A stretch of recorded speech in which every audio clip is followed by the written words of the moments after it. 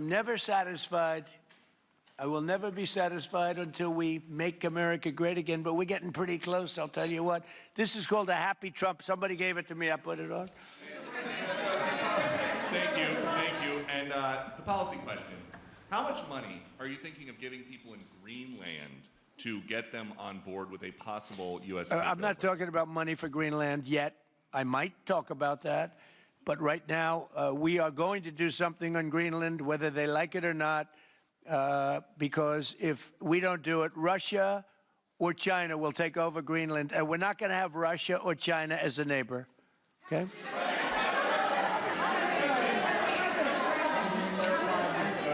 I would like to make a deal, you know, the easy way, but if we don't do it the easy way, we're going to do it the hard way.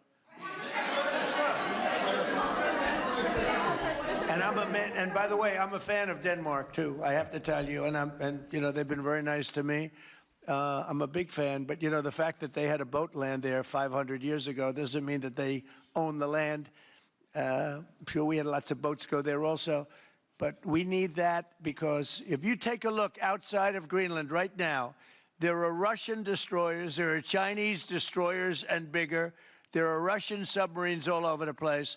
We're not going to have Russia or China occupy Greenland, and that's what they're going to do if we don't. So we're going to be doing something with Greenland, either the nice way or the more difficult way. Please, go ahead, ma'am. On Greenland, Mr. President, why is it so important to you to own it when you have a military presence there, which you could expand to affect the security? Because when we own it, we defend it. You don't defend leases the same way. You have to own it.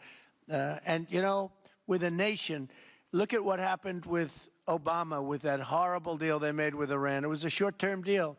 It was like a 9-year deal.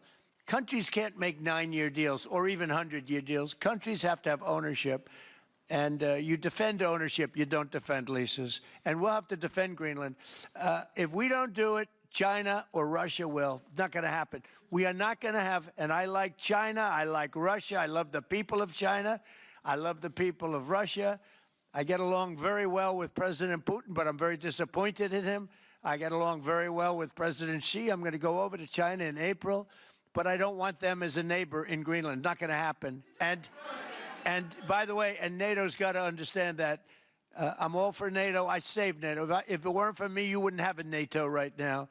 But we're not going to allow Russia or China to occupy Greenland, and that's what's going to happen if we don't. Go ahead. On the economic report that came out today, Mr. President, one, can you respond to that? And two, it was an amazing report. The most amazing thing is government jobs are way down, and yet the unemployment or the employment numbers are very good. We've gotten rid of tremendous numbers of federal government jobs. Nobody's ever seen anything like it. And yet the employment numbers are very good. They're really getting better. But now we have all those people to work in the private sector for a lot more money. I think that's one of the very big things. The other thing is at 5.4%. And remember, this is after we had a shutdown. And that shutdown had an impact because the concept of the shutdown, even though it's before, people knew we were going to be shutting down. A lot of bad things happened. And by the way, on January 30th, you may have another shutdown. We'll see what happens. But I think the numbers, Caitlin, were really amazing. Look, to think about 5.4%, nobody thought that. They thought it was going to be 2%. And you know what it is? It's tariffs. And it's also November 5th. We had a great election, a great election. Our country was dead 1.5 years ago, and now we have the hottest country anywhere in the world. And I hope you guys were impressed. 5.4%, and we haven't even really transitioned yet. There's no reason it can't be much, much higher than that. Yeah.